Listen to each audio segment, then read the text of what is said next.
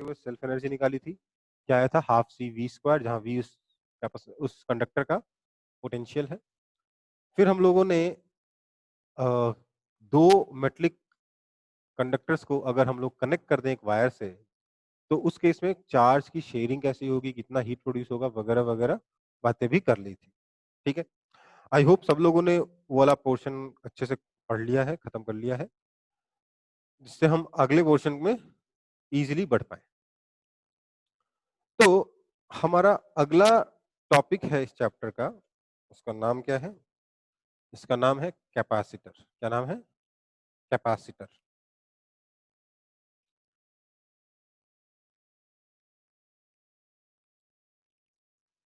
Capacitor, capacitor क्या होता है? कैपेसिटर, जिसको हम कंडेंसर भी कहते हैं, it consists of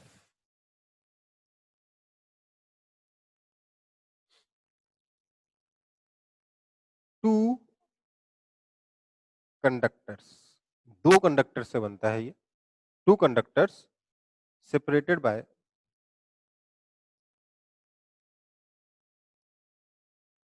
some dielectric medium.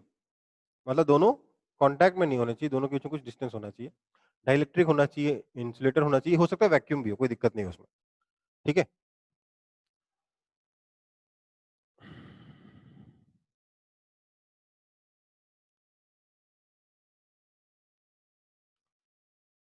देखो क्या होता है, हमारे पास दो कंडक्टर होंगे, मान लेते हैं ये एक कंडक्टर है, ये दूसरा कंडक्टर है। ठीक है, हम लोगों ने कैपेसिटर का वर्किंग डिफाइन करने के लिए क्या किया, हमने बोला मैं इस, लेट्स से इसका नाम ए है, इसका नाम बी है, मैं इस बी में से चार्ज क्यू निकालता हूं और इस चार्ज को ए पर डाल देता हूं।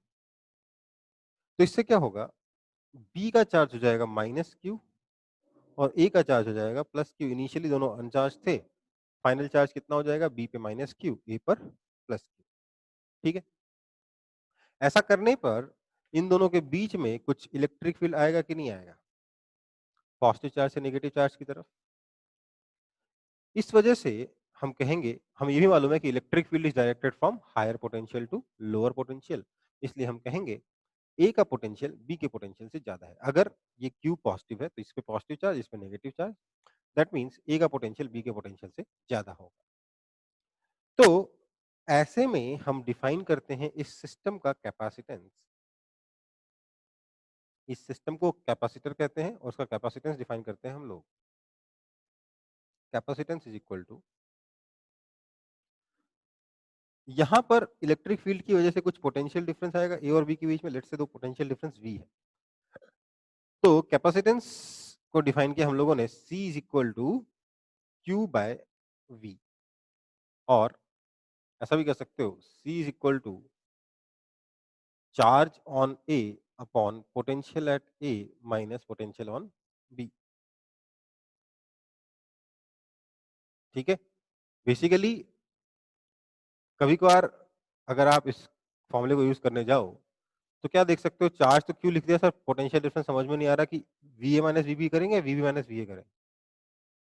तो हमें क्या ध्यान रखना है, जिसका चार्ज रखा है, जिस प्लेट का या जिस कंडक्टर का चार्ज लिखा है, उस कंडक्टर का पोटेंशियल माइनस दूसरे वाले कंडक्टर का पोटेंशियल।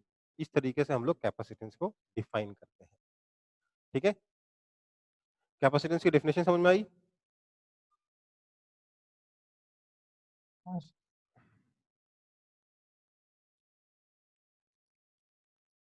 एक बार इसको कॉपी कर लेंगे सब लोग।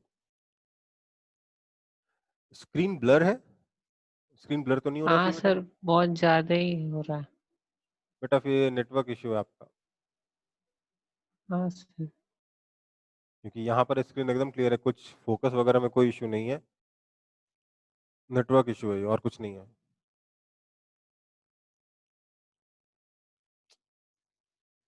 ये ऑनलाइन में ना ये सब लफड़ा रहेगा ही रहेगा। सर फिर से ज्वाइन करके देख रहे हैं एक बार। कर लो।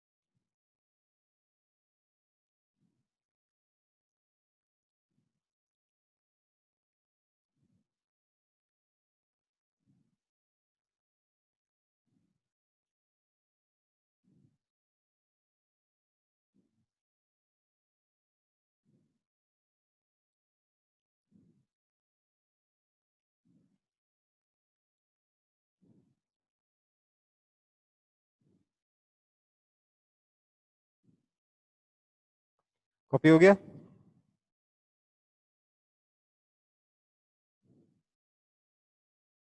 Yes sir.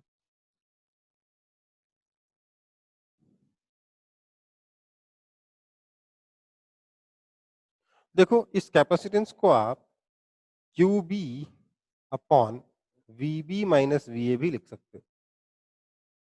ठीक है, यहाँ देखिए चार्ज निगेटिव हो जाएगा, पोटेंशियल डिफरेंस भी निगेटिव हो जाएगा, अल्टीमेटली कैपेसिटेंस क्या आएगा? पॉजिटिव आएगा। ठीक है, अगर मैं QB upon VA minus VB लिख दूं तब भी कैपेसिटेंस सही आएगा। ठीक है, कोई दिक्कत है इसमें? अब होता क्या है, कैपेसिटेंस चाहे आप एक आइसोलेटेड कंडक्टर का ले लो, चाहे आप कैपेसिटर का ले लो, it is always a scalar quantity. इसकी यूनिट क्या होगी? Unit is still farad. ठीक है, यूनिट क्या होती है?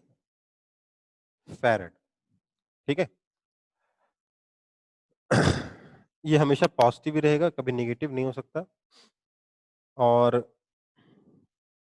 इसमें भी अगर मैं एनर्जी स्टोर्ड के बारे में बात करूं, एनर्जी स्टोर्ड इन कैपेसिटर, तो इसका भी फॉर्मूला सिंपल है, U is equal to half C V square that is equal to Q square by 2c। क्या हुआ, यहाँ से Q चार्ज उठा के यहाँ डाल दिया, इसमें प्लस Q चार्ज से माइनस Q चार्ज, तो आप इसकी पोटेंशियल एनर्जी को हाफ सी वी स्क्वायर या फिर क्यू स्क्वायर बाय 2c या फिर हाफ क्यू वी से निकाल सकते हो, जो कि हमारे आइसोलेटेड कैपेसिटर के लिए था, वैसा का वैसा फॉर्मूला इसके लिए भी आ रहा है। आइसोलेटेड, जो आइसोलेटेड कंडक्टर के लिए था वही कैपेसिटर के लिए फॉर्मूला है, पोटेंशियल एनर्जी का भी। देखो बहुत सिंपल सी बात है।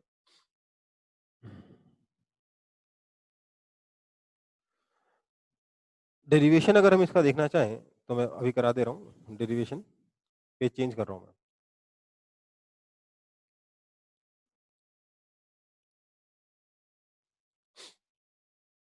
क्या है, मान लेते हैं ये हमारे पास कंडक्टर ए है, ये दूसरा कंडक्टर बी है। हम यहाँ से धीरे धीरे चार्ज बी से ए पर ला रहे हैं। थोड़ी देर बाद हमने देखा इस पर चार्ज माइनस की हो चुका है, इस पर चार्ज प्लस स्मॉल की हो चुका है।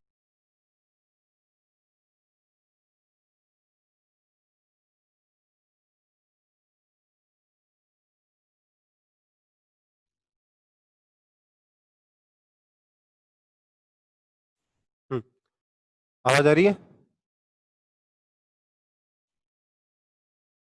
हाँ सर।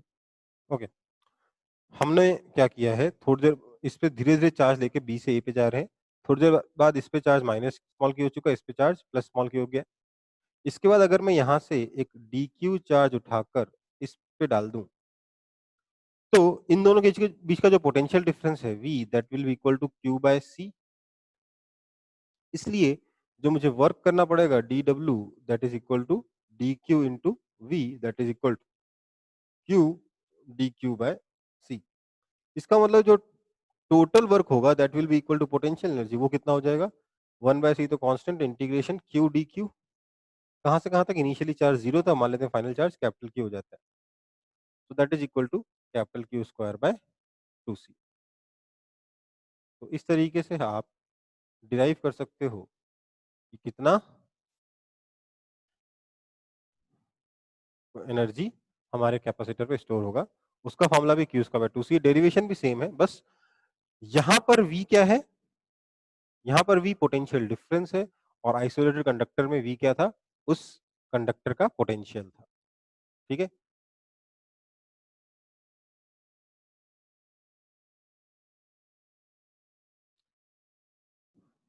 कॉपी कर लो।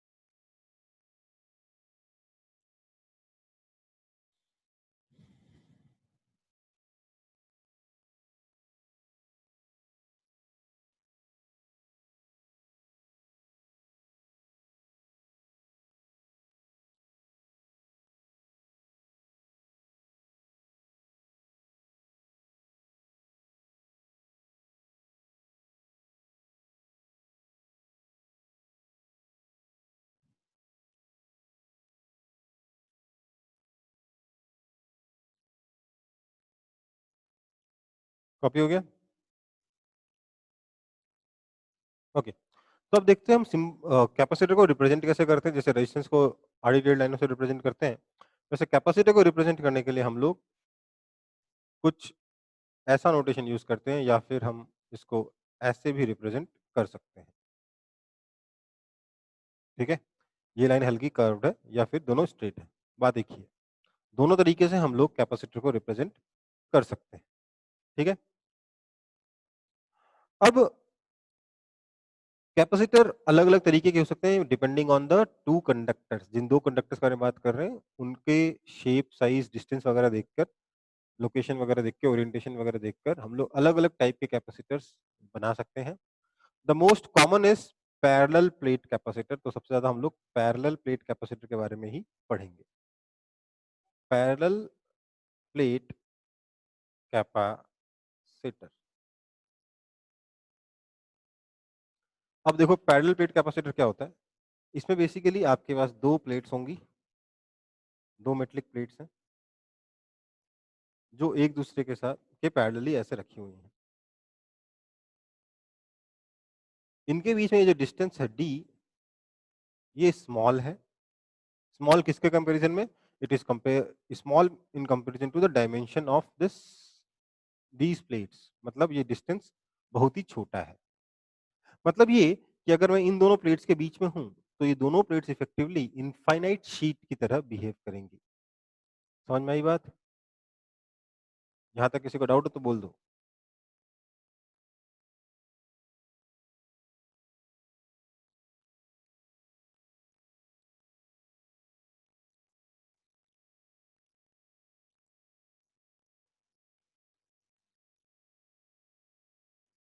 ये दोनों प्लेट्स इनफाइनाइट शीट की तरह बिहेव करेंगी अगर इनके बीच में डिस्टेंस डी है, जो कि स्मॉल है तो। ठीक है, प्लेट एरिया मान लेते हैं ए है दोनों का। क्या हुआ, मैंने यहां से चार्ज क्यू निकाल के यहां डाल दिया, तो इस पे आ गया प्लस क्यू चार्ज, इस पे आ गया माइनस क्यू चार्ज। ठीक है, तो यहां पर जो सिग्मा है, वो सिग्मा कितना हो जाएगा? Q by area. मतलब इनके बीच में जो इलेक्ट्रिक फील्ड आएगा E, that E is equal to sigma by epsilon naught, that is equal to Q by A epsilon naught. अब किसी को ऐसा तो नहीं लग रहा था सिग्मा बाय 2 एप्सिलॉन नॉट होना चाहिए था?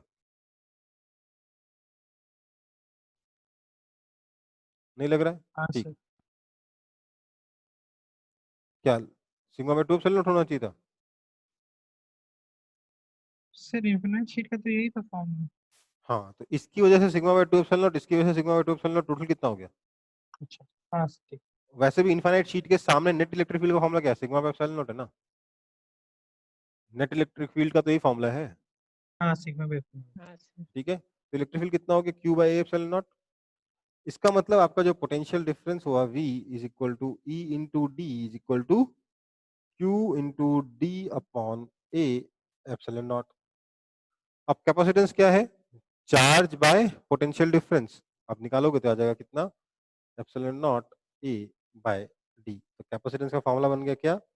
Epsilon naught A by D. कोई दिक्कत? कॉपी कर लो इसको भी।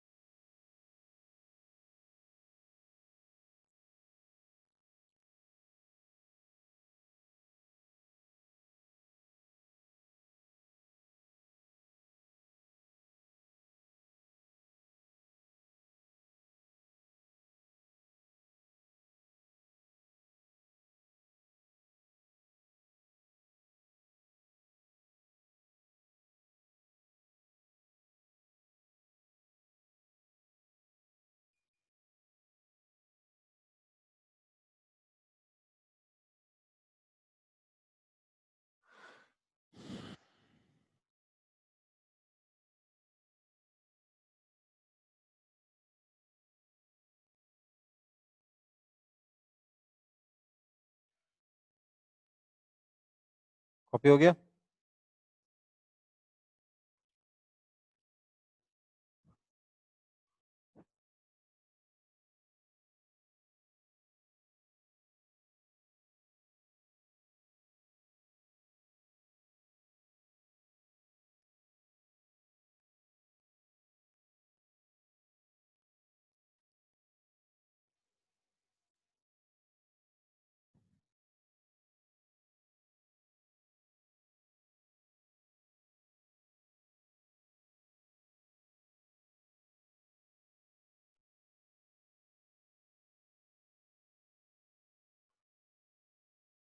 कॉपी हो गया? हाँ ओके, सर। तो अब एक बार देख लेते हैं energy density in electric field. Energy density in electric field क्या क्या है, क्या होगा? एनर्जी डेंसिटी का मतलब basically potential energy per unit volume. अब ध्यान दीजिए, कैपेसिटर के केस में, जो पैरेलल प्लेट कैपेसिटर है उसके केस में जो भी इलेक्ट्रिक फील्ड है सिर्फ दोनों प्लेट्स के बीच में ही होगा। इस पे चार्ज क्यू, इस पे चार्ज माइनस क्यू, तो चार्ज कैसे होंगे? इधर जीरो, इधर जीरो, इधर क्यू, इधर माइनस क्यू, है ना? जो भी इलेक्ट्रिक फील्ड है सिर्फ दोनों प्लेट्स के बीच में होगा और ये इलेक्ट्रिक फील्ड यूनिफॉर्म होगा। इस इलेक्ट्रिक फील्ड की वैल्यू कितनी है? Q upon A epsilon naught, ठीक है? It is also equal to V by D, है ना? अब अगर मैं potential energy per unit volume निकालूं इस कैपेसिटर के लिए, तो बेसिकली जो भी एनर्जी है वो इसी इलेक्ट्रिक फील्ड में स्टोर्ड है और ये इलेक्ट्रिक फील्ड यूनिफॉर्म है, इसलिए पूरे के पूरे वॉल्यूम में सेम डेंसिटी है, इसलिए इससे मुझे energy density in electric field मिल जाएगा। ठीक है बेटा? इलेक्ट्रिक फील्ड सिर्फ इसी रीजन में है, इसलिए जो भी एनर्जी इलेक्ट्रिक फील्ड में स्टोर्ड है वो सिर्फ इसी रीजन में है। ठीक है? तो इस रीजन का अगर मैं एनर्जी पर यूनिट वॉल्यूम निकाल लूं तो मुझे energy density in electric field मिल जाएगा। तो मैंने बोला potential energy per unit volume is equal to क्या हो जाएगा, या ऐसे छोड़ो, ये निकालना है मुझे, potential energy per unit volume मुझे निकालना है। वी का मतलब यहाँ पे क्या है? वॉल्यूम है, तो मैं VOL लिख दे रहा हूँ। ठीक है? पोटेंशियल एनर्जी का फॉर्मूला क्या था? Half C V square. ये वी क्या है? Potential difference. इस वी और इस वी में कंफ्यूजन नहीं होना चाहिए। That is equal to half, capacitance कितना है? Epsilon naught A by D, ये फॉर्मूला आपको याद रखना है, into V square. Now V is E into D. ठीक है? So this implies potential energy is equal to 1 by 2 epsilon naught A by D into E square D square। एक D ने एक D मार दिया। So this implies potential energy is equal to half epsilon naught A into D into E square। Now area into distance is volume। So ये volume हो गया, इसको नीचे ले जाऊंगा। This implies potential energy per unit volume is equal to half epsilon naught E square। ये formula हमको पहले से मालूम है, लेकिन आपके सिलेबस में डेरिवेशन ये वाला है, कैपेसिटर वाला है। वो जो मैंने प्रेशर का यूज करके डेरिवेशन कराया था वो आपके सिलेबस में नहीं है। ठीक है? इसको कॉपी कर लेंगे।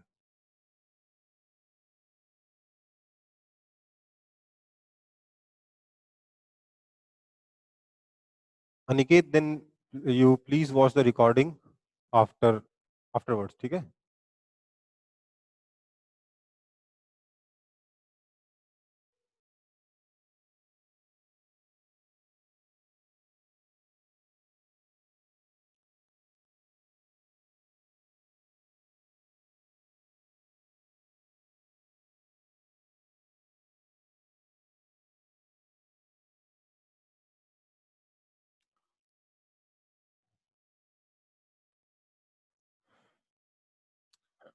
Aniket, this class is important, so if you can't see anything, then please watch the recording later on. Okay?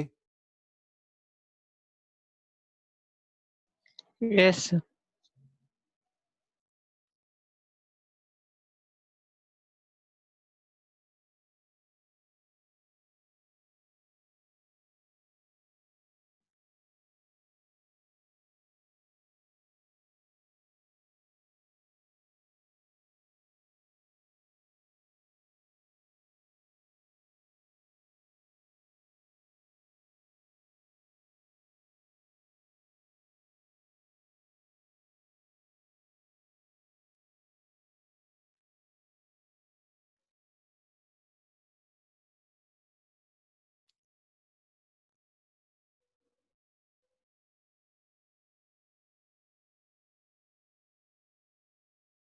आगे बढ़े।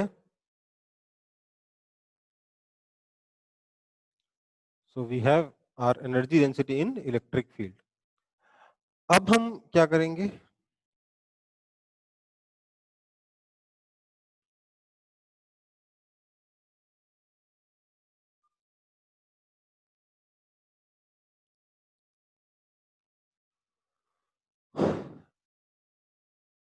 अब हम लोग बेसिकली जो भी चीज कैपेसिटेंस से रिलेटेड पढ़े हैं उनको एक बार लिस्ट करते हैं, ठीक है।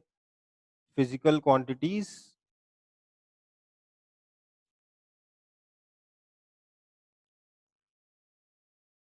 And their relations in parallel plate capacitor, ठीक है। एक पैरेलल प्लेट कैपेसिटर में फिजिकल क्वांटिटीज जो भी होती हैं और उनके बीच में जो रिलेशंस होते हैं उसको हम एक बार पढ़ लेंगे, ठीक है। डिफरेंट फिजिकल क्वांटिटीज मतलब पोटेंशियल एनर्जी से लेकर इलेक्ट्रिक फील्ड से लेकर फोर्स वगैरह जो भी चीजें होंगी सब कुछ हम लोग देखेंगे। सबसे पहली फिजिकल क्वांटिटी तो है कैपेसिटेंस। कैपेसिटेंस का फॉर्मूला क्या है, बेसिकली ये समरी है जो हमने अभी तक पढ़ा उसका, epsilon naught A by D, ये कैपेसिटेंस है, ठीक है। दूसरा फिजिकल क्वांटिटी आएगा आपके पास charge is equal to C into potential difference. ये तो बिल्कुल बेसिक कैपेसिटर का प्रॉपर्टी है, कैपेसिटेंस की डेफिनेशन है, Q is equal to C V, ठीक है। तीसरी चीज इलेक्ट्रिक फील्ड कितना आएगा, that will be equal to sigma by epsilon naught, that is equal to Q upon A epsilon naught, ठीक है। चौथी चीज पोटेंशियल एनर्जी कितनी हो जाएगी, half C V square which is also equal to Q square by two C. आप इसको half Q into we भी बोल सकते हो, ठीक है। फिर energy density, energy per unit volume, वो कितना हो जाएगा, basically simply half epsilon not E square होता है। इसमें बेसिकली कैपेसिटर से कोई मतलब नहीं है, ये यूनिवर्सल फार्मूला है, कैपेसिटर का यूज करके हम इस फार्मूले को डिराइव कर रहे हैं, ओके। तो हम लोगों ने ये फिजिकल क्वांटिटीज देखी related to parallel plate capacitor. इसके अलावा एक और चीज है, force between plates, force between plates, plates के बीच में फोर्स कैसे निकालेंगे, तो देखिए क्या होगा, force is equal to charge into electric field लिख सकते हैं, that is equal to charge into electric field कितना है, Q by A epsilon naught, that is equal to Q square by A epsilon naught, ठीक है, हाँ या ना।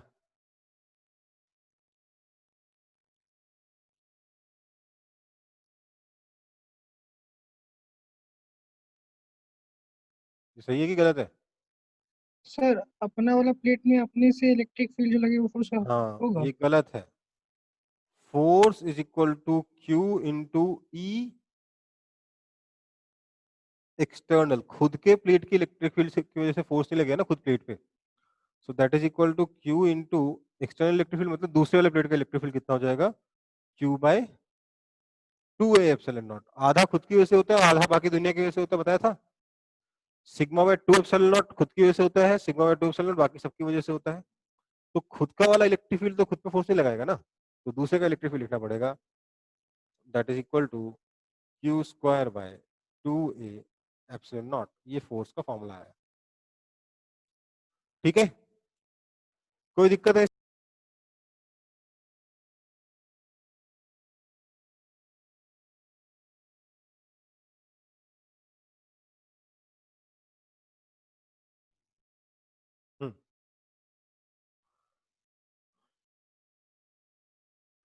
नेटवर्क का इश्यू कुछ तो चल रहा है, आप लोगों को सबको दिख रहा है ना साफ साफ, सर बीच में अटक गया। अभी बीच में कट गया था अलग चीज है, बाकी जब दिख रहा है साफ साफ दिख रहा है ना, हाँ ठीक है। तो फोर्स कितना आया, Q square by two A epsilon naught, ये भी हम लोगों ने निकाल लिया, ठीक है। इसको कॉपी कर लेंगे, फिर आगे बढ़ेंगे।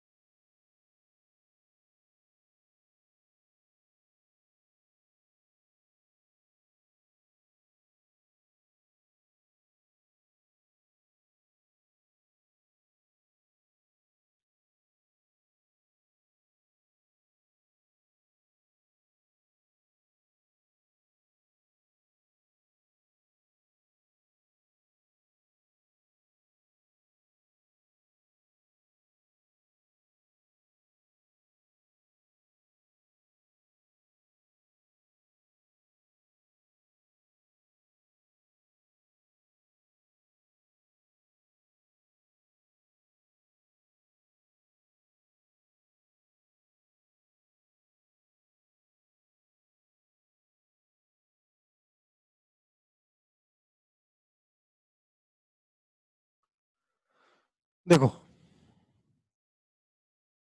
अगला टॉपिक है हमारा distribution of charges on connecting two charged capacitor. दो चार्ज्ड कैपेसिटर को अगर हम कनेक्ट करें तो उसमें चार्जेस कैसे डिस्ट्रीब्यूट होंगे ये हम देखेंगे। मैंने यहाँ पर एग्जांपल ले रखा है जिसमें दो कैपेसिटर्स हैं C1 और C2। C1 के ऊपर चार्ज Q1 है, C2 के ऊपर चार्ज Q2 है। ठीक है, नेचुरल सी बात है, यहाँ पर जो V1 होगा इस कैपेसिटर के क्रॉस, वो V1 will be equal to Q1 by C1 and V2 will be equal to Q2 by C2। ठीक है, अब मैंने क्या किया, इस लेफ्ट प्लेट को या यहाँ पे जो पॉजिटिव प्लेट है उसको यहाँ की पॉजिटिव प्लेट से ऐसे कनेक्ट कर दिया, तो क्या होगा?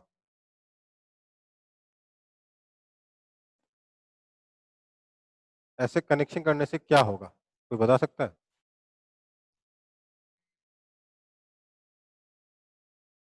हम्म, ऐसा कनेक्शन करने से क्या होगा, कोई बता सकता है?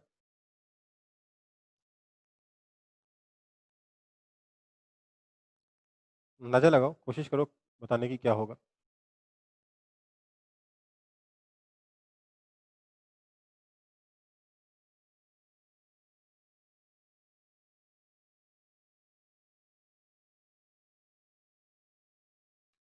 क्या इधर से चार्ज फ्लो करके इधर जाएगा कि नहीं जाएगा, बताइए? या इधर से चार्ज फ्लो करके उधर जाएगा कि नहीं जाएगा? मतलब इस प्लेट में और इस प्लेट के बीच में चार्ज का एक्सचेंज होगा कि नहीं होगा? सर नहीं होगा। नहीं होगा। दिखने में लगेगा हो सकता है, पर असली में नहीं होगा। क्यों नहीं होगा, देखिए। मान लेते हैं यहाँ पर -10 था, यहाँ पे 10 था, यहाँ से 2 निकल गया, इस पे चला गया, इधर कितना बचा 8, तो इस पे कितना आना चाहिए -8। लेकिन इस यहाँ वाला चार्ज निकल के इधर जा सकता था, यहाँ वाला चार्ज निकल के कहाँ जाएगा, कोई जगह ही नहीं इसके पास जाने की, है ना? समझ में आ रही बात?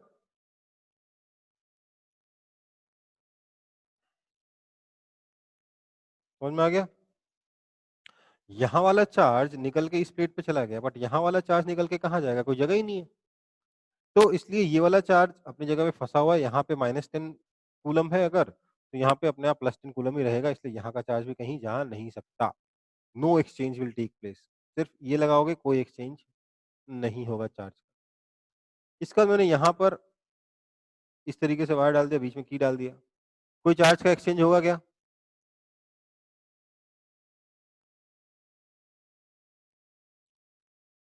अभी तक तो नहीं होगा। नहीं होगा। जैसे ही मैंने की को क्लोज किया, अब देखो क्या होगा। मान लेते हैं यहां पर 10, यहां -10 था, यहां पर लेट से 20, यहां पे -20 था लेट से।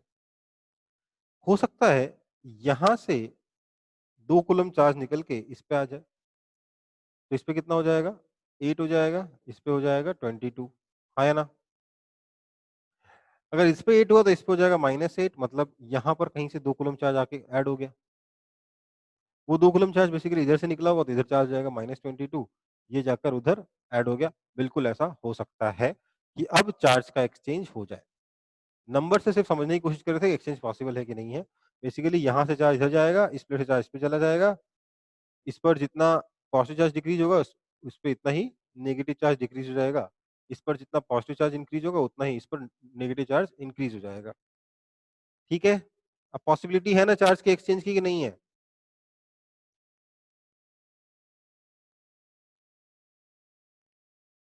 नहीं समझ में आया? Yes. देखो जरा, ऊपर वाले कैपेसिटर की लेफ्ट प्लेट से लेट से कुछ चार्ज निकल के नीचे वाले कैपेसिटर की लेफ्ट प्लेट पे चला गया।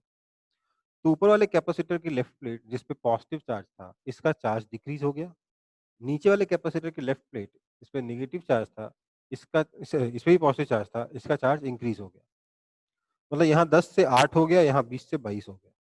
ठीक है, इस पे 22 हुआ तो इस पे -22 होना पड़ेगा, मतलब पहले इस पे कितना था, -20 था, -22 हो गया, मतलब इसमें से 2 कूलम चार्ज और निकल गया। वो 2 कूलम चार्ज इधर जाके इस पे आ गया, इस पर पहले -10 था, इस पे 2 कूलम आ जाएगा तो कितना हो जाएगा, -8 हो जाएगा। तो यहाँ 8, यहाँ -8, यहाँ 22, यहाँ -22, तो चार्ज के हिसाब से सब कुछ बैलेंसिंग हो रही है। तो ऐसा पॉसिबल है कि इस केस में चार्ज का एक्सचेंज हो जाए। अगर ये वाला की अगर सिर्फ एक तरफ से वायर कनेक्ट किया तब कोई चार्ज का एक्सचेंज नहीं हो सकता, क्योंकि चार्ज के पास अगर एक प्लेट से चार्ज निकालते हो तो दूसरे प्लेट का चार्ज के पास कहीं जाने का रास्ता नहीं है। बट अगर आप इस की को यहाँ पर भी अगर आप कनेक्शन कर देते हो देन चार्ज का एक्सचेंज पॉसिबल है। ठीक है, अब सवाल ये उठता है चार्ज का एक्सचेंज कब तक होगा, कितना होगा, क्यों होगा? तो देखो, मान लो यहाँ का पोटेंशियल 0 है तो यहाँ का भी 0 होगा। अगर यहाँ का x है तो यहाँ का भी x होना पड़ेगा जैसे हमने कनेक्शन किया। बट हो सकता है कि बिफोर कनेक्शन दोनों के क्रॉस पोटेंशियल डिफरेंस अलग-अलग था, है ना? Before connection V1 Q1 by C1 था, V2 Q2 बाय C2 था, V1 और V2 इक्वल नहीं थे। हो सकता है ऐसा, है ना? इसलिए बिफोर कनेक्शन दोनों के क्रॉस पोटेंशियल डिफरेंस अलग था, बट आफ्टर कनेक्शन जो पोटेंशियल यहाँ का वही पोटेंशियल यहाँ का, जो पोटेंशियल यहाँ का वही पोटेंशियल यहाँ का। इसलिए ऊपर वाले प्लेट के क्रॉस जो पोटेंशियल डिफरेंस आएगा, नीचे वाले प्लेट के क्रॉस भी वही पोटेंशियल डिफरेंस आएगा। हाँ या ना? हाँ या ना? हाँ सर।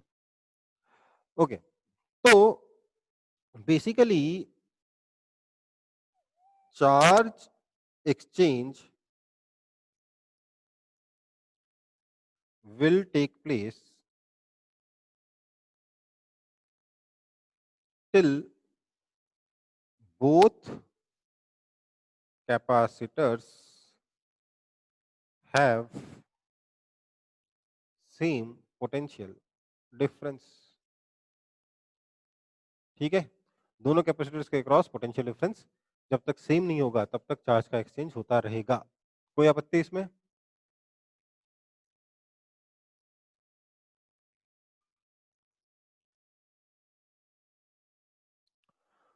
ओके, तो हमने मान लिया इस पे चार्ज Q1 था, इस पे -Q1 था। Let's say after distribution of charges इस पे चार्ज स्मॉल Q1 हो जाता है, इस पे चार्ज -Q1 हो जाता है, इस पर चार्ज स्मॉल Q2 हो जाता है, इस पे -Q2 हो जाता है। तो सबसे पहली चीज मैं लिखूंगा क्या, कि small Q1 by C1 is equal to small Q2 by C2 that is equal to let's say V। ये कॉमन पोटेंशियल डिफरेंस है ना? दोनों के क्रॉस जो चीज सेम हो वहीं से कहानी शुरू करनी चाहिए ना। तो दोनों के cross common potential difference V से मैंने कहानी शुरू करी। इसका मतलब हो गया Q1 is equal to C1V और Q2 is equal to C2V। Q1 और Q2 दोनों मैंने उस V के टर्म्स में निकाल लिया। अब क्या करेंगे, अब मुझे V निकालना है। तो मैंने क्या बोला, ध्यान दीजिएगा, मैंने बोला कि Q1 plus Q2 is equal to capital Q1 plus capital Q2। इसमें किसी को कोई आपत्ति है?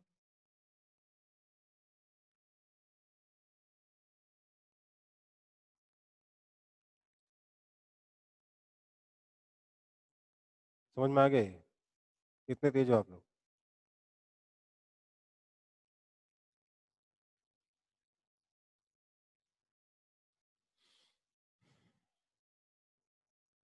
क्या हुआ समझिए, ध्यान दीजिएगा। अगर आप देखो जरा गौर से, चार्ज इस कैपेसिटर की एक प्लेट से दूसरी प्लेट पे जंप नहीं कर सकता, ना ही यहां से यहां जंप कर सकता। इसलिए इस प्लेट का चार्ज प्लस इस प्लेट का चार्ज, यहां अगर मैं एक इमेजिनरी लाइन ड्रॉ करूं दोनों कैपेसिटर के बीच से जाती हुई, तो इस लाइन के लेफ्ट का चार्ज इनिशियल और फाइनल सेम होगा बाय चार्ज कंजर्वेशन। इसलिए इनिशियल चार्ज कितना था, capital Q1 plus capital Q2, final charge कितना है, small Q1 plus small Q2, दोनों इक्वल होंगे। इसका मतलब हो गया कि C1 plus C2 into V is equal to Q1 plus Q2। This implies V is equal to total charge upon C1 plus C2। कोई दिक्कत है?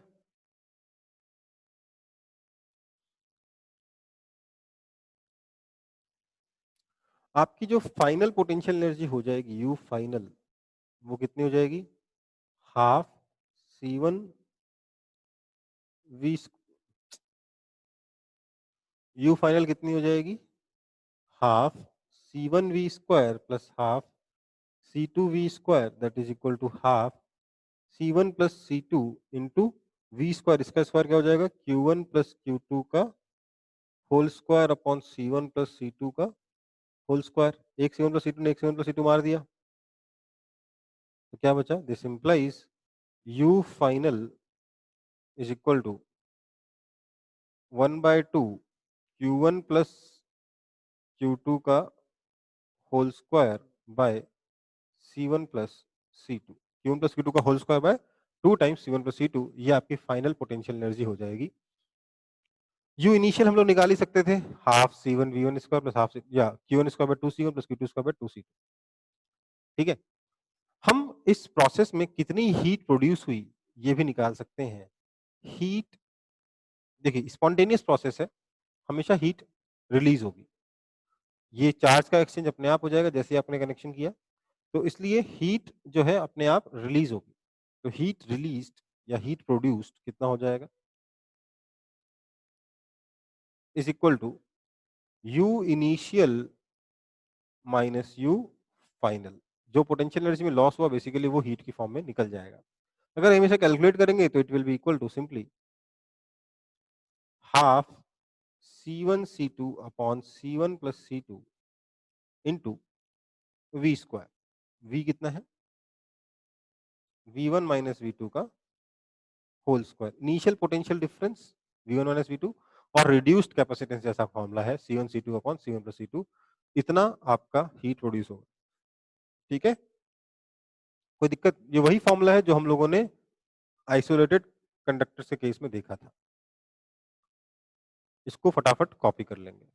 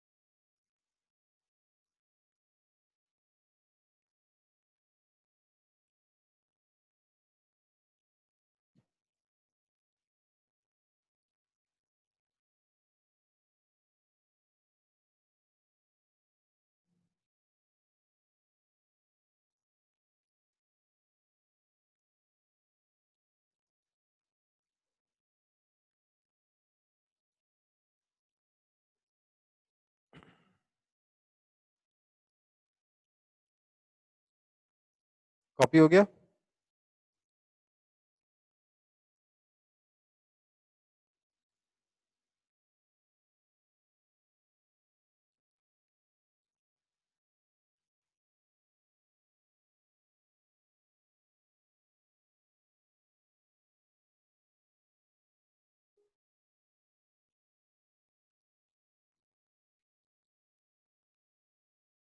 चलो फिर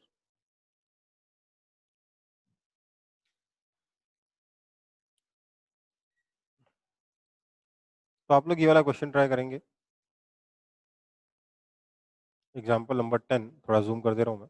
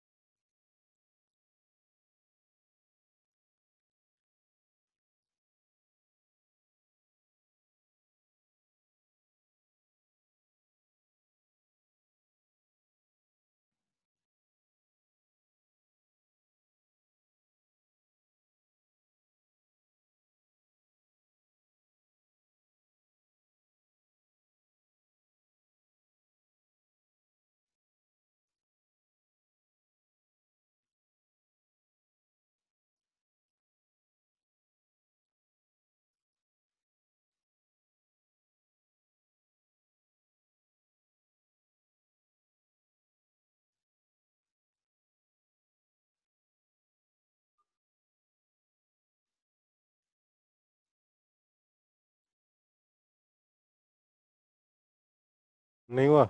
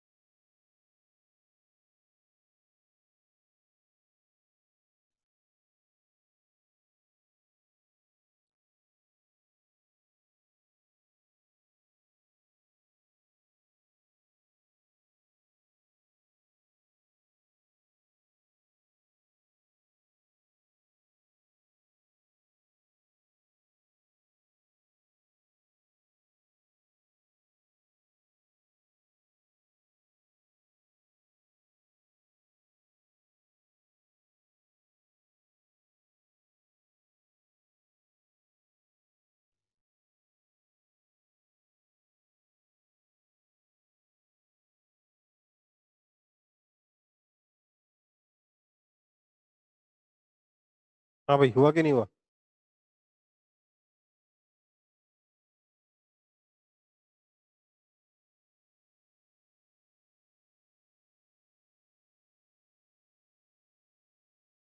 नहीं सॉल्व हो रहा आप लोगों से?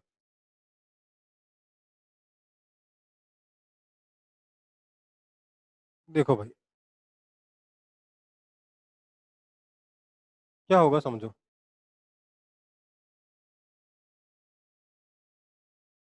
ए को हमने सी से कनेक्ट कर दिया है, बी को डी से कनेक्ट कर दिया, ठीक है? मतलब आपका, मैं प्लेट्स ऐसे वापस बना रहा हूँ कैपेसिटर। ये आपका 20 वोल्ट है, 2 माइक्रो फैराड इसका कैपेसिटेंस है, इसके क्रॉस पोटेंशियल डिफरेंस 20 वोल्ट है। इधर प्लस बोल रखा है, इधर माइनस बोल रखा है। सी और डी भी मैं इधर बना दे रहा हूँ। ये ए है, ये बी है, ये सी है, ये डी है। इधर 3 माइक्रो फैराड है और इसका पोटेंशियल डिफरेंस रखा 10 वोल्ट, ठीक है? तो इस पर कितना कूलम चार्ज आ जाएगा? इस पर आ जाएगा 40 माइक्रो कूलम, इस पर आ जाएगा -40 माइक्रो कूलम, इस पर आ जाएगा 30 माइक्रो कूलम, इस पर आ जाएगा -30 माइक्रो कूलम। ये माइक्रो कूलम में चार्ज मैं बस ऐसे लिख दे रहा हूँ। कहा है कि ए और सी को कनेक्ट कर दिया, बी और डी को कनेक्ट कर दिया, ठीक है? तो इस प्रोसेस में ऐसा करने के बाद पूछा गया है कि बताओ सर्किट में से कितना करंट फ्लो करेगा, कितना चार्ज फ्लो करेगा और हीट कितना प्रोड्यूस होगा। तो सबसे पहली बात, फर्स्ट पार्ट को कैसे सॉल्व करेंगे? हम बोलेंगे कॉमन पोटेंशियल डिफरेंस V कितना हो जाएगा? That will be Q1 plus Q2 upon C1 plus C2, that is equal to 40 plus 30, 40 plus 30 70 upon C1 plus C2 2 plus 3 5, that is equal to 14 volt. 14 volt का potential difference मिलेगा, ठीक है? 14 volt का potential difference आ जाएगा, इसलिए जो नया charge यहाँ पे आ जाएगा वो कितना हो जाएगा? 2 micro farad into 14 volt, that is equal to 28 micro coulomb charge आ जाएगा। तो यहाँ 40 की जगह 40 से चेंज होके 28 माइक्रो कूलम चार्ज हो जाएगा। दैट मीन्स यहाँ से 12 माइक्रो कूलम चार्ज फ्लो करके इधर चला जाएगा, यहाँ से 12 माइक्रो कूलम चार्ज फ्लो करके इधर चला जाएगा, ठीक है? तो फर्स्ट पार्ट का answer therefore 40 minus 28 is equal to 12 micro coulomb is the charge that will flow through the circuit. ये आपका आंसर होगा। कोई दिक्कत है?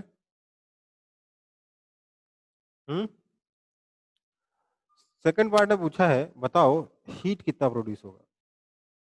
तो जो हीट प्रोड्यूस होता है that is given by delta is equal to half C1 C2 upon C1 plus C2, 2 into 3 upon 2 plus 3 into V1 minus V2 का होल स्क्वायर।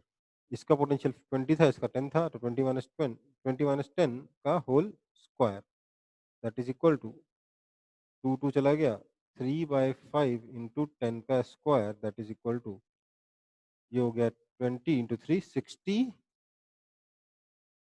Micro joule.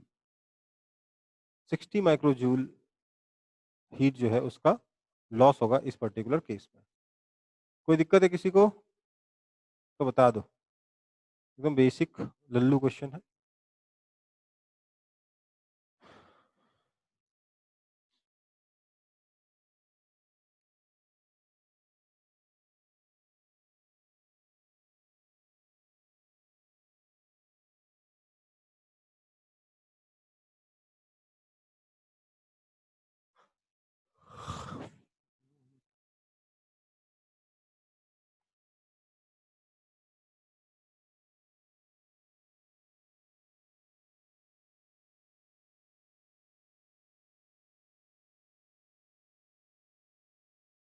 ठीक है, फिर आगे बढ़ते हैं। इसको कॉपी कर लिया ना सबने?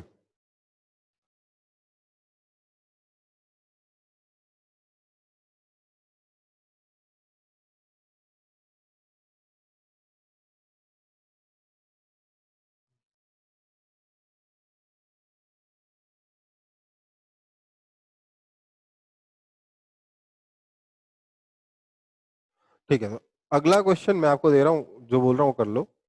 इस क्वेश्चन में बोला गया था कि ए को सी से कनेक्ट किया गया है, बी को डी से कनेक्ट किया है। अब बताओ कितना चार्ज फ्लो करेगा और कितना हीट प्रोड्यूस होगा, ठीक है?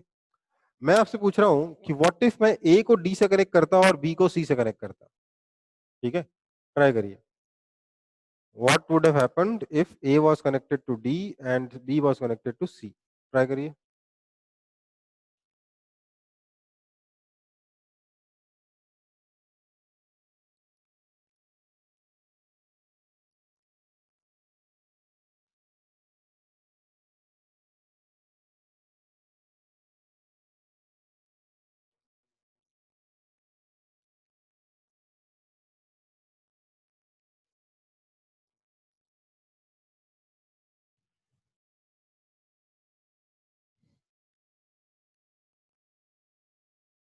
ट्राई करिए और आंसर बताइए।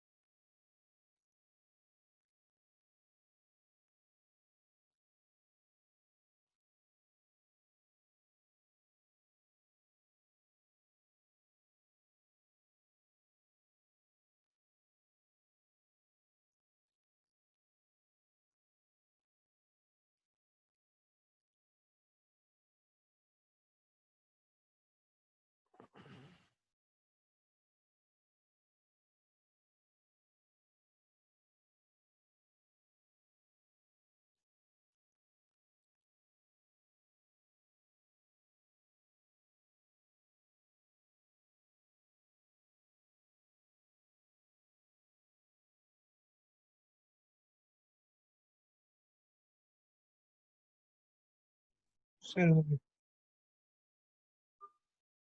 बताइए आंसर। सर C1 आ रहा है 4 म्यू कूलम चार्ज, C1 आ और रहा है। C1 में चार्ज आ रहा है 4 म्यू कूलम, हाँ, और फ्लो C2 कितना में आ किया, रहा है फ्लो कितना क्या? किया चार्ज, तो फ्लो कितना कर गया चार्ज? सर इनिशियल कितना था?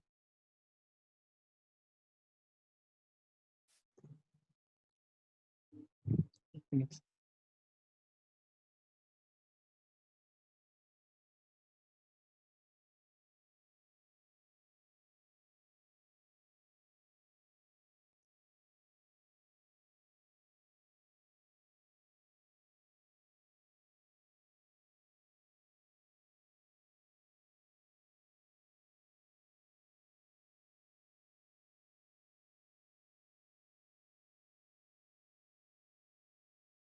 सर 2 म्यू कूलम फ्लो किया है B to D, hmm 2 mu coulomb flow किया है B टू D से। देखो भाई, क्या है समझो, पोटेंशियल डिफरेंस अगर आप निकालोगे तो आ जाएगा 2 वोल्ट। क्यों? क्योंकि इस बार जैसे आपने सी और डी को उल्टा किया, सिचुएशन कैसी बनेगी ये देखते हैं। आपकी सिचुएशन कुछ ऐसी बनेगी कि ये ए है, ये बी है, यहाँ पर 2 माइक्रोफैरेड का कैपेसिटर है, इस पे इधर प्लस इधर माइनस लेके इधर 20 वोल्ट का पोटेंशियल डिफरेंस है, मतलब यहाँ पे प्लस 40 माइक्रो कूलम है, यहाँ पे माइनस 40 माइक्रो कूलम है। ठीक है, सी और डी को मैंने उल्टा कर दिया, इधर डी बना दिया, इधर सी बना दिया। फिर जैसे ही मैं जोड़ूंगा, मेरे को बोलना पड़ेगा इधर नेगेटिव चार्ज, इधर प्लस पॉजिटिव चार्ज है, ये 3 माइक्रोफैरेड है, इसके पास पोटेंशियल डिफरेंस 10 वोल्ट है, इसलिए यहाँ पे -30 का चार्ज होगा, यहाँ पे +30 माइक्रोकूलम का चार्ज होगा। अब मैंने ए और डी को जोड़ा, सी बी और सी को जोड़ा। ठीक है, सबसे पहले तो Q1 प्लस Q2 यहाँ पे कितना हो गया, 10 हो गया। Q1 plus Q2 is equal to 10 microcoulomb हो गया। इसलिए जो कॉमन पोटेंशियल डिफरेंस आएगा V, that will be Q1 plus Q2 upon C1 plus C2, that is equal to simply 2 volt का पोटेंशियल डिफरेंस आएगा। इसका मतलब इस पे जो फाइनल चार्ज आ जाएगा 40 से घट के कितना हो जाएगा, 2 इंटू 2 4 वोल्ट हो जाएगा, इधर -4 वोल्ट हो जाएगा।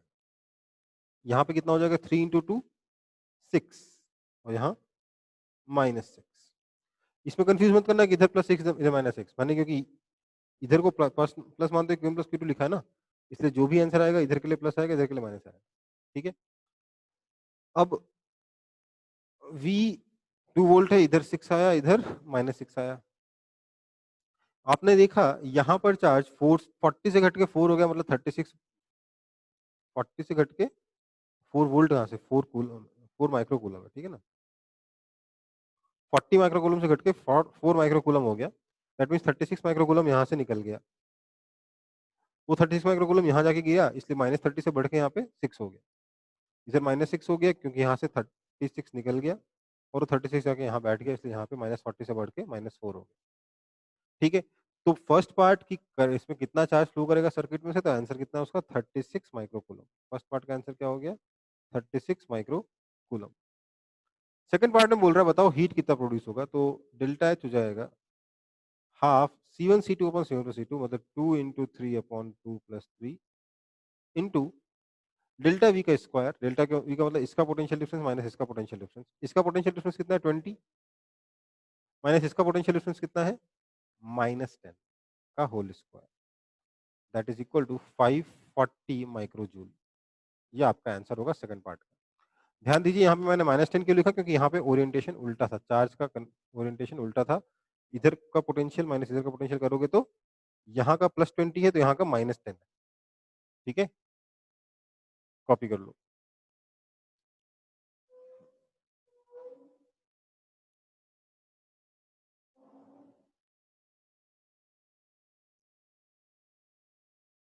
वैसे डेल्टा एच निकालने के लिए दूसरा तरीका क्या हो सकता है, इनिशियल एनर्जी टोटल निकाल लो, फाइनल एनर्जी टोटल निकाल लो, इनिशियल एनर्जी में से फाइनल एनर्जी को सबट्रैक्ट कर दो, वो बेटर तरीका है। ये शॉर्टकट तरीका है, सिर्फ इसी पर्टिकुलर केस के लिए काम आएगा, बड़े क्वेश्चंस में ये तरीका काम नहीं आएगा।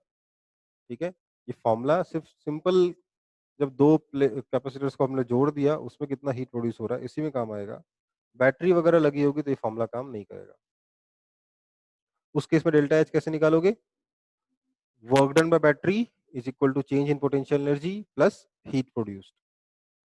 ठीक है,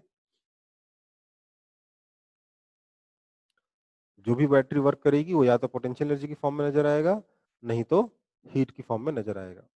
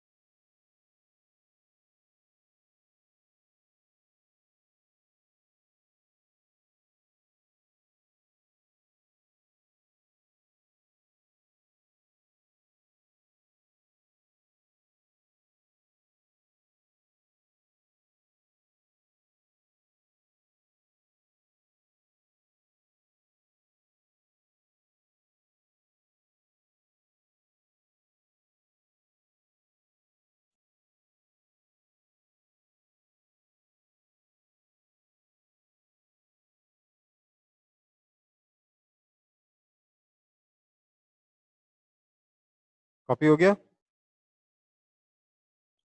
अगला एग्जांपल ट्राई करेंगे। हाँ गया ये एग्जांपल, अच्छा दिख रहा है आप लोगों को एग्जांपल।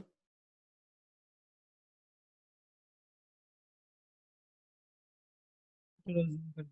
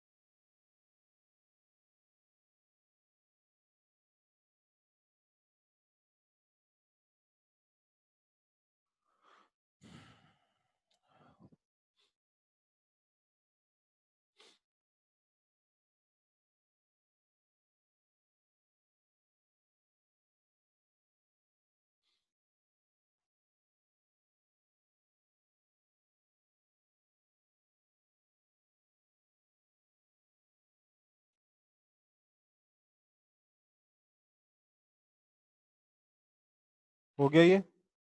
नहीं हुआ होगा, मैं बता रहा हूँ कैसे करेंगे।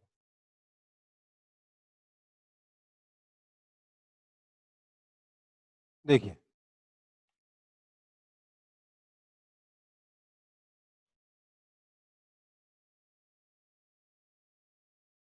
ये आपका क्वेश्चन था, जो क्वेश्चन में कनेक्शन करने के लिए बोल रहा मैंने यहाँ कर दिया। ए को डी से कनेक्ट कर दिया है, सी को ई से कनेक्ट कर दिया है, एफ को बी से कनेक्ट कर दिया। ठीक है, तो मेरा सर्किट कुछ ऐसा बन जाएगा, है ना। अब यहाँ पर अभी तक हम जो सॉल्व कर रहे थे क्वेश्चन, उसमें क्या था, दो ही कैपेसिटर थे, तो दोनों के क्रॉस पोटेंशियल डिफरेंस सेम होना पड़ता था। पर इस केस में दोनों का, किसी भी दो के क्रॉस पोटेंशियल डिफरेंस सेम होने की कोई जरूरत नहीं है। तो हम क्या करेंगे देखते हैं। मैं बोलूंगा कि पहले चार्ज कितना था, इनिशियल चार्ज ब्लू से बना दे रहा हूँ। यहाँ पे प्लस 30 वोल्ट है, मतलब इधर प्लस है, इधर माइनस है ना। तो इधर हो जाएगा आपका प्लस 30 माइक्रोकूलम, इधर हो जाएगा माइनस 30 माइक्रोकूलम। सब माइक्रोकूलम में चार्ज लिख रहा हूँ मैं।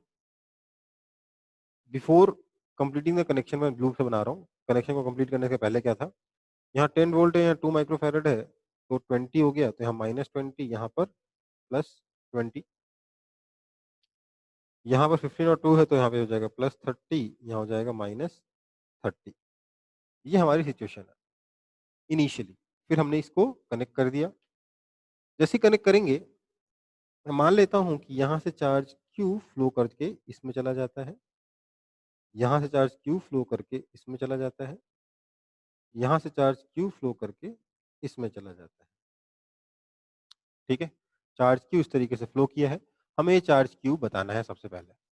ठीक है, तो अब मैं बोल रहा हूँ, जैसे ही चार्ज Q फ्लो किया, यहाँ पे इस पे कितना हो गया, इस पे चार्ज कितना आ गया, 30 माइनस Q। इधर जो भी है उससे मुझे मतलब नहीं है, इधर चार्ज आके कितना, 30 माइनस Q। इसमें से चार्ज Q निकल गया, तो इधर कितना हो गया, 20 माइनस Q। इसमें चार्ज Q ऐड हो गया, तो कितना हो गया, 30 प्लस Q। इधर हो जाएगा -30 -30 माइनस Q। ठीक है, ठीक है, इस तरीके से चार्जेज आ जाएंगे। अब जैसे हम लोगों ने रेजिस्टेंस में सीखा था ना, क्या सीखा था रेजिस्टेंस में, रेजिस्टेंस R है, इसमें से करंट मान लेते हैं I जा रहा है। तो यहाँ अगर इस पॉइंट का नाम अगर मैं A दे दूं, इस पॉइंट का नाम B दे दूं, तो क्या लिख सकता था, VA minus IR is equal to VB, ऐसा लिखते थे कि नहीं लिखते? करंट के साथ जाओगे तो पोटेंशियल डिक्रीज हो जाएगा। वैसे यहाँ पर क्या करोगे, अगर आप नेगेटिव प्लेट से पॉजिटिव प्लेट पे जाओगे तो पोटेंशियल इंक्रीज होगा, नेगेटिव प्लेट से पॉजिटिव प्लेट पे जाओगे तो पोटेंशियल इंक्रीज होगा, लेकिन अगर पॉजिटिव प्लेट से नेगेटिव प्लेट पे जाओगे तो पोटेंशियल डिक्रीज होगा। ठीक है, पोटेंशियल डिफरेंस डेल्टा वी कितना होता है, डेल्टा वी होता है Q/C। तो इसके लिए अगर मैं लूप की इक्वेशन बनाऊं कि लूप में तो इसमें भी पोटेंशियल डिफरेंस 0 होना चाहिए, तो क्या लिख सकता हूं मैं, यहां से शुरू करता हूं। यहाँ चार्ज हो गया 30 minus Q, 30 minus Q upon 1, potential बढ़ गया। यहाँ फिर से नेगेटिव से पॉजिटिव प्लेट में जा रहा हूँ, plus 20 minus Q upon 2 microfarad, plus यहाँ पे कितना हो जाएगा, पॉजिटिव से नेगेटिव जा रहा हूँ तो प्लस नहीं होगा, माइनस हो जाएगा, 30 प्लस Q अपॉन 2। ठीक है, इसका कैपेसिटेंस कितना है, 2 microfarad, that is equal to 0। ये हमारी इक्वेशन बनी। इसका मतलब क्या हो जाएगा, डिनोमिनेटर तो एलसीएम आ जाएगा 2, ऊपर आ जाएगा 60 minus 2Q plus 20 minus Q plus plus नहीं minus 30 minus Q equals to 0। तो 60 प्लस 20 80 minus 50 is minus 30 is 50, this implies 50 minus 2Q minus Q minus Q minus 4Q equals to 0. This implies Q is equal to 12.5 micro coulomb. तो 12.5 micro coulomb का charge यहाँ पे ऐसे flow करेगा। इसका मतलब इस पर चार्ज कितना हो जाएगा, 30 minus Q is equal to 17.5 micro coulomb. इस पे कितना हो जाएगा, 12.5 निकल जाएगा इसमें से, तो 7.5 माइक्रो कूलम, इसमें कितना हो जाएगा 42.5 माइक्रो कूलम। ये आपका आंसर होगा। क्या क्या हो जाएगा, 17.5 कॉमा 7.5 कॉमा 42.5। ठीक है, खैर जो भी, ये तो आप निकाल सकते हो, ये तो खुद से कैलकुलेशन कर सकते हो, बट इस तरीके से क्वेश्चन सॉल्व होगा। समझ में आया कि नहीं आया? बेसिकली करंट इलेक्ट्रिसिटी अपन ने पढ़ रखा है, इसलिए अपन को ये सब चीजें करने में कोई दिक्कत नहीं है। मैं पहले कैपेसिटेंस इसलिए नहीं पढ़ा रहा था कि अदरवाइज मेरे को ये क्वेश्चन सॉल्व करने से पहले अच्छे से वो सारी चीजें जो करंट इलेक्ट्रिसिटी में हमने पढ़ी वो हमें कैपेसिटेंस में पढ़ाना पड़ता। ठीक है, एक क्लोज लूप में पोटेंशियल डिफरेंस इक्वल टू 0 होता है, कैसे लिखेंगे, कैसे इक्वेशन बनाएंगे, वो सब हम लोग यहाँ पे डायरेक्टली कर पा रहे हैं। ठीक है, कॉपी कर लो एक बार।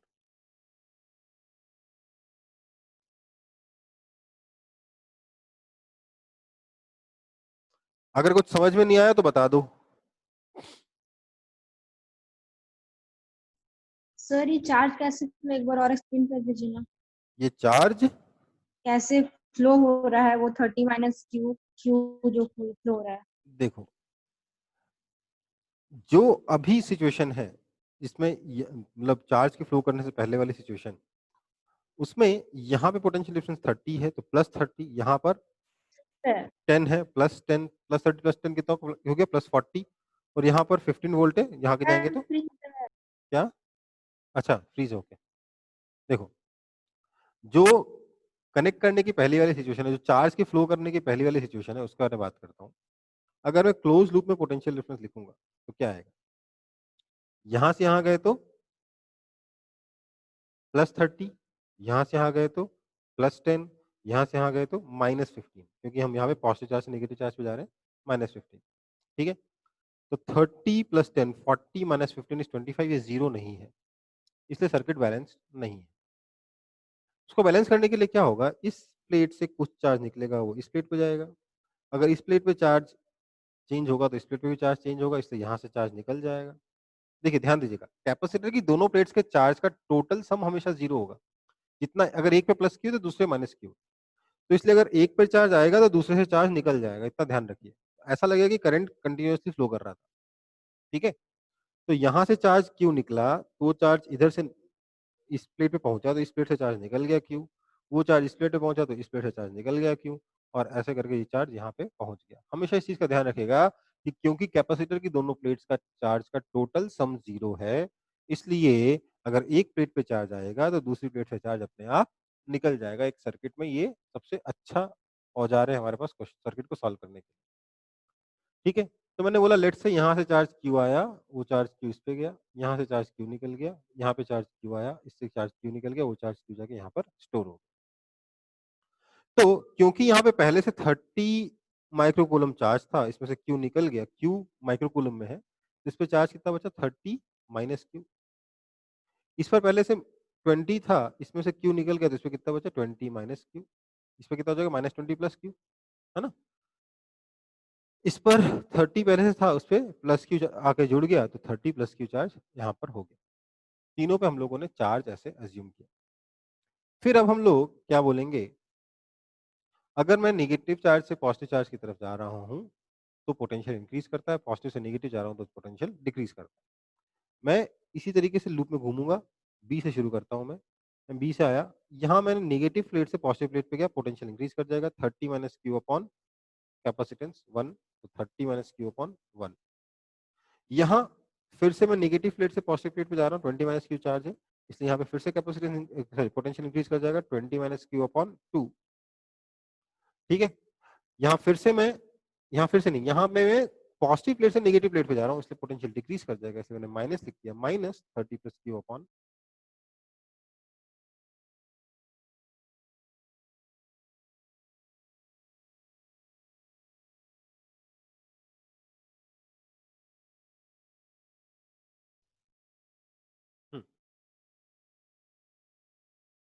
आप लोग सुन पाए जो मैं बता रहा था? तो क्या हुआ, 30 minus Q upon 1 plus 20 minus Q upon 2 plus minus 30 plus Q upon 2 is equal to 0। यहाँ तक तो हमने यहाँ तक मैंने आपको बताया। ठीक है, पूरे लूप में टोटल पोटेंशियल डिफरेंस 0 है। इसका यूज करके हम लोगों ने क्यू निकाले, इस इक्वेशन को सॉल्व करके क्यू आया, और उस क्यू को यहाँ डाल डाल के तीनों प्लेट पे, तीनों कैपेसिटर्स पे चार्ज हमने निकाल लिया। ठीक है, कोई डाउट हो तो वापस बता लो, पूछ लो, मैं वापस बता दूंगा पूरा पूरा। ठीक है, कोई डाउट हो तो पूछ लो, नहीं समझ में आया तो पूछ लो।